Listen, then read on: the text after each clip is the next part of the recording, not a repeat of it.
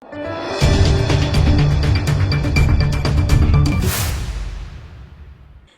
દર્શક મિત્રો, આપ જોઈ રહ્યા છો લોકમૈત્રી ન્યૂઝ. હું છું એન્કર અર્પિતા પટેલ. હવે જોઈએ અગત્યના સમાચાર. નસવાડી તાલુકાના જસકી ગામે પ્રેમિકાના ઘરે મૃત્યુ પામતા પરિવારજનો હત્યા થઈ હોવાના આક્ષેપ સાથે લાશને પીએમ માટે પોલીસને ના લઈ જવા દીધી.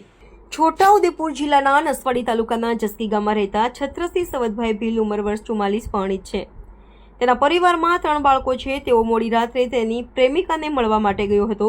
તે વખતે પ્રેમિકાના જણાવ્યા મુજબ નશાની હાલતમાં હતો અને તેને ઘરે જવા માટે સમજાવવા છતાંય તેના માનતા પ્રેમિકાના ઘરમાં સૂઈ ગયો હતો.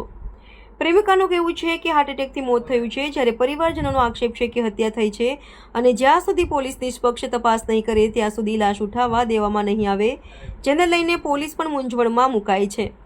બંદોબસ્ત ગોઠવવામાં આવ્યો છે, જ્યારે હાલ તો પોલીસ પરિવારજનોને સમજાવવાનો પ્રયાસ કર્યો હતો અને લાશ પીએમ માટે લાવવા માટે પ્રયાસ કરવામાં આવી રહ્યો હતો, પરંતુ મૃતકના પરિવારજનો લાશ ના ઉઠાવવા દેતા પ્રેમિકાના ઘરમાં સવારથી લાશ પડી રહી છે. પ્રેમિકાના જણાવ્યા મુજબ વર્ષોથી મારી સાથે પ્રેમ સંબંધ હતો અને મોટરસાયકલ લઈને મારા ઘરે આવ્યો હતો, ત્યારે તેની કોઈ હત્યા થઈ નથી. મારા ઉપર આક્ષેપ કરવામાં આવે છે તે ખોટું છે.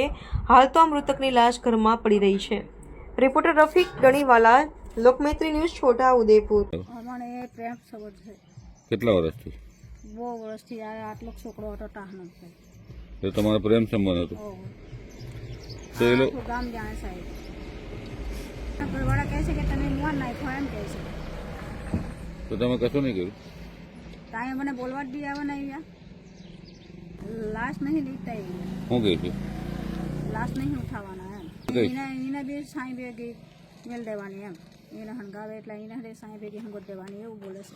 બધાને ખબર હતી, એની બોડીને બી ખબર હતી, બધાને ખબર હતી. તમારું પ્રેમ સંબંધમાં હત્યા થઈ છે, એટલે જ્યાં સુધી પોલીસની કાર્યવાહી નહીં થાય ત્યાં સુધી અમે લાશ નહીં. અને કંઈક પ્રેમ સંબંધ હતો એટલે એવી કંઈક હત્યા થઈ છે એવું લાગે.